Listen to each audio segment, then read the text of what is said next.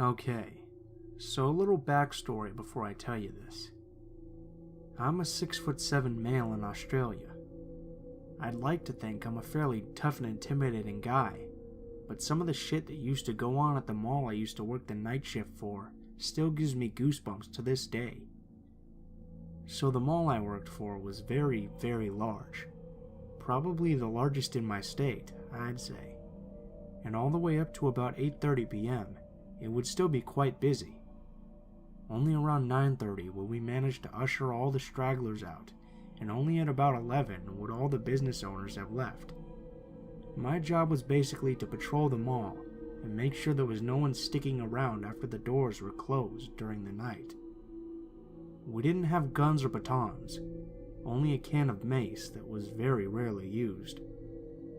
There were multiple occasions where we would find would-be thieves hiding around, trying to break into shops after dark, but they were normally far outnumbered by the 4 to 5 of us on shift at a time, and they would usually be intimidated by me or some of the other imposing members of security. This one night, though, shit started getting really weird for me on the night shift. So I'd say it was about 2 o'clock, and I was standing in the middle of the empty food court, eating a sandwich. This was the only part of the mall that had any light at nighttime, due to the skylight, so it was comfortable to eat there. While I was eating, though, I heard a dull scraping noise from the hallway leading off from the main food courts and to some of the toilets. It sounded like a piece of metal dragging across the floor. I was immediately put on edge, and I flicked on my torch without a moment of hesitation. I can remember creeping down the hallway, flashlight in hand, illuminating a good 6 or 7 meters in front of me. As I got closer and closer to the end of the hall, the noise became louder and louder, until I was at the end of the hallway, and there was the toilet doors to the left and to the right of me. I could tell the sound was coming from the female toilets, though. I gripped the handle and opened the door a tiny crack, and the noise was now very clear and had me not scared, but confused. I yelled, "Hey, who's in there?" The noise quickly stopped, and I paused a moment, listening hard through the tiny crack of the door, and I swear to fucking God, I could hear breathing. Low, male breathing. I shut the door, still gripping the handle tightly, and flicked on my radio. "This is 1-3. I need help in food court bathrooms. I think someone's here." No response. This was really strange, and it put me further on edge. Policy was to always answer the radio, and now I was truly becoming quite alarmed. "This is 1-3. Does anyone copy?" Still no response. I can remember whispering to myself, "What the actual fuck?" I again opened the door a tiny crack. "Listen, mate," I said, sounding as intimidating as possible. "If you don't fucking come out with your hands up, you're gonna end up eating your teeth tonight. Do you want that?" I sat there at the door, quite honestly terrified at this point, but there was no response. In fact, now there was no noise at all. I yelled into the bathroom, "Okay, mate, I'm coming in. If you do anything stupid, it's not my fault you'll never walk again." I tried my hardest to sound scary, but my voice was quivering at this point. This whole situation made no sense at all. Why would someone be in the female bathrooms? What was that metal noise? What the fuck is even happening? I very slowly opened the door and scanned my flashlight slowly across the room. All the cubicles were open, which was weird, but other than that, the whole room was totally empty. I was totally shitting myself about now. I was definitely losing it. I walked into the center of the bathroom, closing the door behind me. Scared to the core, I let out a faint, "This is some horror movie shit. Come out." When I heard the long, whining squeak of the door behind me, I span around, basically crying at this point, and shone my torch on a fucking massive man, at least a head taller than me, which so it seemed in my state at the time. He was Caucasian, at least in his 40s, with matte gray hair all over his forehead. He was mid-opening the door, but he stopped dead still in the middle of his action. He just looked at me, smiling this guilty fucking smile, like a kid would make when he gets caught stealing biscuits or some shit like that. I'm not going to lie. I was so scared I froze. He lifted his finger up to his mouth, before swinging the door open all the way and sprinting out with what looked like some small metal box in his hand. Turns out, he was just behind the toilet door when I was opening it, and I totally missed him. I was so fucking close to him, and I didn't even fucking notice him. He could have killed me if he had a knife or something, and that thought still haunts me to this day. Later that night, my radio miraculously started working again, and I got right on to telling my coworkers about my story. They collectively went pale when I told them what happened. They all had similar stories, but none that were as much of a close shave as mine. I worked the night shift for another week after that before I quit. I'm not sticking around in a job like that.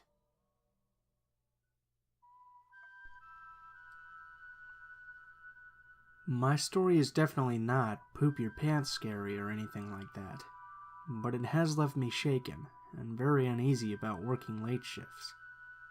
Anyways, I had just finished my first year of university, and I had taken up a position as a taxi dispatcher with my boyfriend's cousin's taxi company.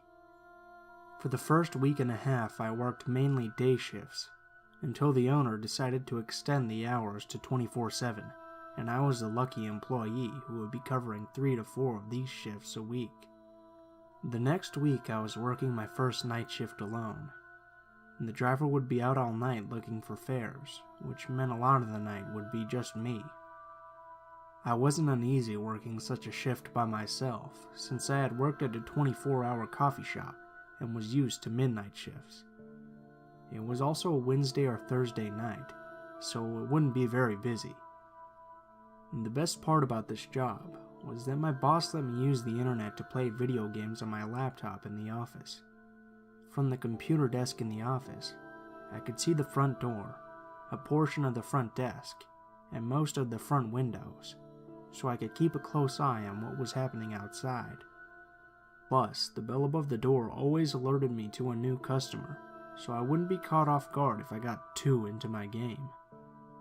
On this particular night, I was working with a taxi driver named Dave. Dave is about 6'3" and 300 pounds, plus he suffers from several health problems, one of which made his movements slow and painful. He definitely wasn't Mr. Fitness, or the type of person who would be able to defend themselves or others very easily. Sometime during the early hours of the morning, around 1:30 to 2 a.m., Dave gets a call to go pick up someone in a town 15 minutes away. He gathered up his stuff and drove into the night, while I headed into the office and continued playing my video game. About 15 minutes later, I caught something over the top of my laptop. My mind froze. I could hear panting, and in the reflection of the window, I could see someone sitting in one of the waiting chairs. I walked to the doorway that connects the front room with the office. I glanced into the sitting area and nearly shit bricks. Some guy with a massive rat tail had managed to ninja his way into the office and was now sitting in one of the chairs with his face buried in his hands, panting heavily. He was dirty, sweaty, and sounded like he had just run a marathon. Now the rat tail should have tipped me off, but I found it more hilarious than frightening. A few moments passed, and I finally got up the courage to ask him if he needed a cab. He didn't respond at first. I asked him again, and he looked up at me. I took a step back into the office. His face was scratched and covered in blood from the wound on top of his head. I was shocked and immediately offered assistance to him. He replies with, "I'm fine. I don't need no help. I just want to go home." I asked him if he needed a cab, and if so, where he was going. He told me he lives about 20 minutes away and wants Dave to take him home. After that, shit started to get weird. I called over Dave using the radio to tell him that there was a fare in the office and the guy wanted a ride. He told me he'd be another 10 minutes. My hand was on the phone the entire time in case this guy made any sudden movements. Instead of going back into the office, I decided it was best to stay out front, where there are two great big bay windows that make it easy to see what's happening inside the taxi office. I didn't feel as though he was a threat at all, but he seemed really angry at something, so I wanted to make sure that if something happened to me, people would be able to see it. So I walked out into the front room, and as I get closer to the gentleman, that's when I see it. He's not just bleeding from the head, but from the shoulder and knee. I ask him again if he's okay, and I offer to call an ambulance for him. Bad idea, You don't need to be doing that. he told me. It ain't like I killed nobody, right? I never killed nobody. Don't go doing that. You don't need to call anyone. I just want to go home. I'm sorry, I just noticed that you're bleeding pretty badly, and thought you'd maybe like someone to make sure you're okay, I replied. I didn't kill nobody. That asshole should have kept his mouth shut. He had what was coming to him. He shouldn't have said those things. But it ain't like I killed nobody. You don't need to call nobody. I just want to go home. Okay, I tell him, but you're bleeding, It ain't like I killed nobody. he replied. I swear I didn't kill nobody. Please don't call the cops.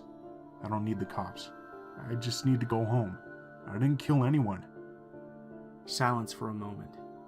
He notices the phone clutched in my hand. I fell down. He blurted out. Pardon? I fell. He repeated. That's why I'm bleeding. I fell. I didn't kill nobody. He got up and started pacing. He was growing impatient for his cab, and I was scared shitless. Blood was now all over the chair and floor. I had the phone in my hand, and every once in a while, he broke the silence with another string of incoherent babbling about how he had done nothing wrong because he hadn't killed anyone, and that I didn't need to call the cops because he was a good guy. Eventually, Dave radios over that he's about 2 minutes away, and I breathe a sigh of relief. He pulled up out front, the man gets into the car, and they drive off. Now I'm worried for Dave, so I call the cops. I reported what happened, and they followed the taxicab to this guy's house, where they arrest him. Turns out this guy had run away from a nearby bar after he had physically assaulted a fellow patron. To what extent, I never found out.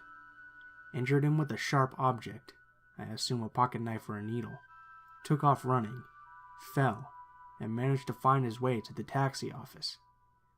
During his time in the cab office, the police had been searching for him, so technically, no, he didn't kill anyone, but he did assault and attempt to kill someone.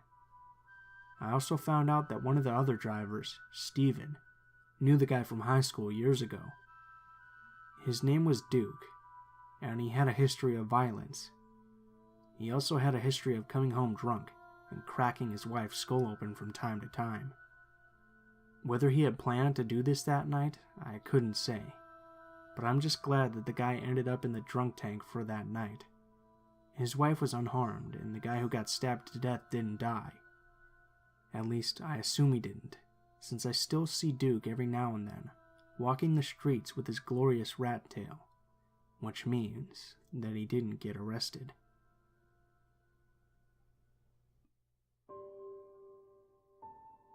This is a true story that happened to me years ago. I'm from Germany, and worked at an old people's home in a little German town at that time. The facility was in a rural area on the outskirts of town. One night, I had a night shift with a new coworker I had never worked with before. He was in his mid-50s, wearing little round glasses, and for some reason, seemed a little strange to me on first sight. There was always only 2 workers alone in the facility at night, and our jobs were to watch over the 100 rooms and their inhabitants on 3 floors and make controlled rounds throughout the facility. We weren't supposed to use the elevators for security reasons at night and had to use the stairway instead. I remember there was some pretty strange weather this night. It was stormy and wild outside when my shift started at about 10 p.m. At the time, most of the personnel was gone. Only one older nurse was in the station room on the 2nd floor, where we had our headquarters at night. She wasn't used to the newer PC programs, so it took her longer to finish her writing stuff. Me and my coworker started our first rounds through the house, using stairways which had heavy doors that we had to close slowly and carefully every time to avoid noise. Everything was quiet. Most of the old people were sleeping already, and after we checked all the rooms, we sat down in the 2nd floor station room and finished some paperwork. The old nurse was gone. All doors to the outside had been shut, and the house was completely quiet when we were sitting at the table. After 15 minutes of sitting in the quiet, suddenly a heavy door in the stairway was smashed. Hard. We looked at each other without saying anything, and immediately ran to the stairway. I ran up to the 3rd floor, and my workmate sprinted down to the ground floor. We saw nothing. Nobody. We even checked the stairway windows, and they were all closed. Someone must have been in the stairway then, we concluded. As we found nothing, we continued our tour, starting from the 3rd floor down to the ground floor. From there on, I couldn't stop thinking about who the hell would sneak around the floors in the middle of the night. It was about 2 a.m. when we had to change the double sheets from an old invalid man who had pissed in his bed. I stood in the corner of the room beside the bed, backed up against the wall. My coworker was on the other side of the bed. I remember watching the door, waiting for someone to peer into the room. While I was concentrating on the door and lost in my thoughts, suddenly my coworker freaked out, screaming at the old man out of nothing, ripping the sheets and tossing the man around. His face got an angry, creepy look, and I was totally shocked and not able to say or do anything. I just watched this creepy guy in front of me, with the totally black windows behind him, and the doors leading to the dark floors where some freak had peeked around unseen. I stood there, pressed on the wall in the corner of the room, and felt totally lost, surrounded by psychopaths. We finally reached the ground floor, and everything was quiet. Only the wind was blowing around the house. Suddenly, we heard a dropping sound, like someone had dropped a knife or something metallic. The sound came from the kitchen area. We run to the closed glass door where the sound came from. It's a long dark hallway, with a back door leading to the trash cans and parking lot at the end. We opened that door and searched every single room. I felt extremely uncomfortable and expected an attack at every moment. But again, we found nothing. Some hours later, we started our last tour for the night. We split up this time, and I checked the rooms like usual. When I looked in one room, an old lady was awake and sat on her bed. She asked me if I was in her room 5 minutes ago. I told her no, and that we had just started the tour.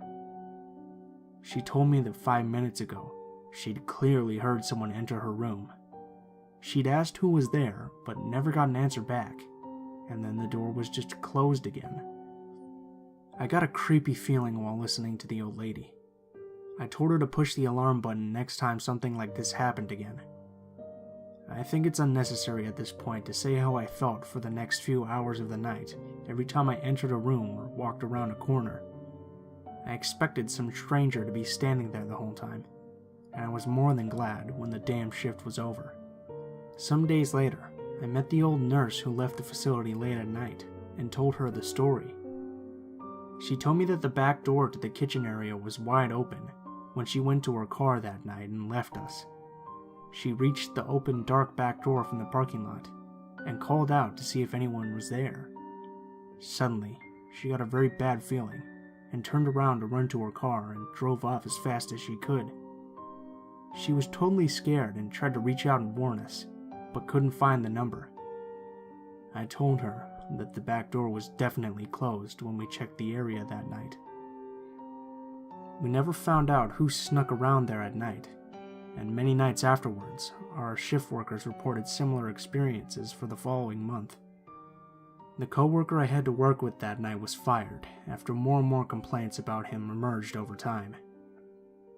Anyway, I'm glad I don't have to work there anymore, and I will never take any night shift myself again.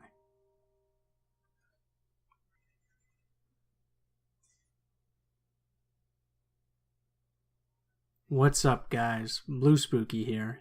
I just wanted to thank you guys for watching, especially if you made it this far to the end. Sorry if my voice sounds a little different, or if you notice anything weird about the vocals in this episode. I'm a little bit sick right now, so I wanted to get a video out for you guys, so I tried to make it sound as normal and bearable as possible. Apologies for that. If you guys enjoyed the video, please feel free to leave a like. If you have any stories that you'd like me to read, or any personal stories that you'd like to send in, all the links to my social media will be in the description below. That is my email, Facebook, and Twitter. Please feel free to send me a message on any of them, and I'll try to respond as quickly as I possibly can. If you have any constructive criticism, please feel free to leave it in the comments below. I'm always looking for new ways to improve the channel, and any feedback is greatly appreciated. Thank you guys so much for watching, and I hope you guys have a great day.